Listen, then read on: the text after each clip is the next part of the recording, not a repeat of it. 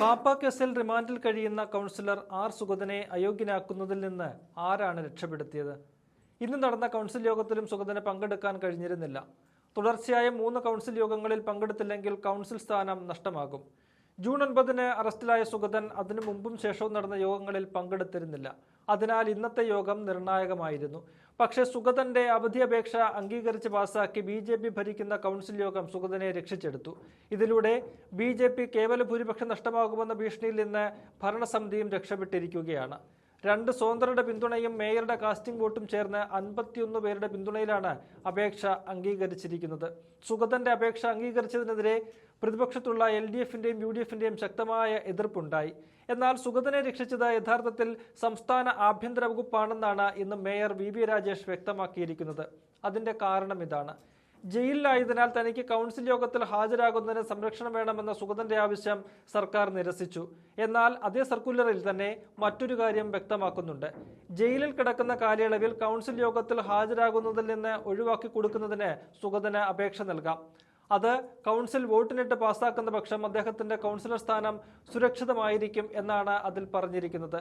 ഇതാണ് mayor VB Rajesh ഇന്ന് പ്രധാനമായും ഉയർത്തിക്കാട്ടിയത്. ഒപ്പം കേരള മുനിസിപ്പൽ ആക്ടിലെ 91K ചട്ടത്തിന്റെ പിൻബലത്തിലുമാണ് അപേക്ഷ അംഗീകരിച്ചതെന്ന് മേയർ വ്യക്തമാക്കുന്നുണ്ട്.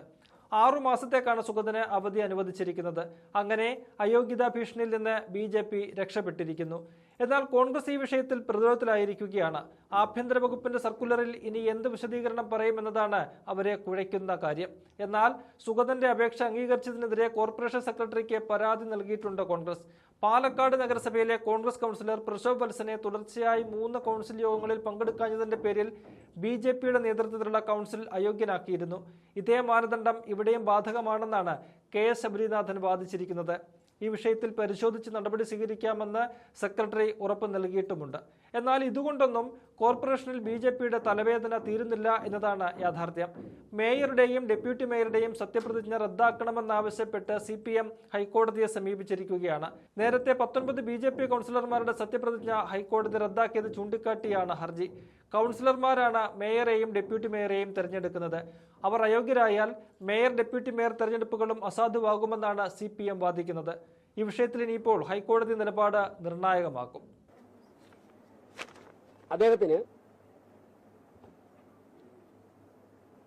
അദ്ദേഹം ജയിലിലായ കിടക്കുന്ന കാലയളവിൽ കൗൺസിൽ ഹാജരാകുന്നതിൽ നിന്നും ഒഴിവാക്കി കൊടുക്കണം എന്ന് പറഞ്ഞ് അപേക്ഷ കൊടുക്കാവുന്നതാണെന്നും ആ അപേക്ഷ കൗൺസിൽ വോട്ടിനിട്ട് പാസാക്കുന്ന പക്ഷം അദ്ദേഹത്തിന്റെ കൗൺസിലർ സ്ഥാനം സുരക്ഷിതമായിരിക്കും എന്നുള്ള മറുപടിയാണ് സംസ്ഥാന സർക്കാരിന്റെ ആഭ്യന്തര വകുപ്പ് കൊടുത്തത്. 20/7/2026 ആ സർക്കുലർ സംസ്ഥാന സർക്കാരിന്റെ ആഭ്യന്തര വകുപ്പ് പുറപ്പെടുവിച്ചിരിക്കുന്നത്. ആ ഉത്തരവിന്റെ വെളിച്ചത്തിലും മുനിസിപ്പൽ ആക്ട്, കേരള മുനിസിപ്പാലിറ്റി നിയമവും ചട്ടങ്ങളും, അതിൽ 91K സെക്ഷൻ 91K ആ ചട്ടത്തിന്റെ പിൻബലത്തിലുമാണ് വാഴവട്ടോണം വാർഡ് കൗൺസിലർ സുഗതൻ സമർപ്പിച്ച അദ്ദേഹത്തിന്റെ അപേക്ഷ ഇന്നത്തെ കൗൺസിൽ യോഗം പാസാക്കിയത്. അപേക്ഷ അവതരിപ്പിച്ചപ്പോൾ അതിൽ ഭരണപക്ഷത്തെ കൗൺസിലർമാരും പൗണ്ട് കടവ് വാർഡ് കൗൺസിലർ സുധീഷും സുഗതന്റെ അപേക്ഷയെ പിന്തുണച്ചു. മേയറുടെ കാസ്റ്റിംഗ് വോട്ട് ഉൾപ്പെടെ രേഖപ്പെടുത്തിയപ്പോൾ 51 പേർ സുഗതന്റെ അപേക്ഷയെ പിന്തുണച്ചിട്ടുണ്ട്. 101 അംഗ കൗൺസിൽ 51 പേർ പിന്തുണച്ചിട്ടുണ്ട്. അപ്പോൾ ആ ഭൂരിപക്ഷത്തിലാണ് ആ അപേക്ഷ അംഗീകരിച്ചിട്ടുള്ളത്.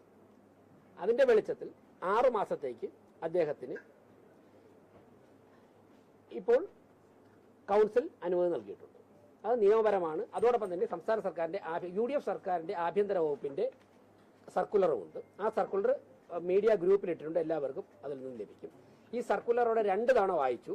പക്ഷേ ദൗർഭാഗ്യവശാൽ നമ്മുടെ പ്രതിപക്ഷാംഗങ്ങൾ അത് വ്യക്തമായിട്ട് കേട്ടിട്ടുണ്ടോ എന്ന് എനിക്കറിയില്ല. ആവശ്യമാണെന്നുണ്ടെങ്കിൽ കൗൺസിലർമാരുടെ ഗ്രൂപ്പിൽ സർക്കുലർ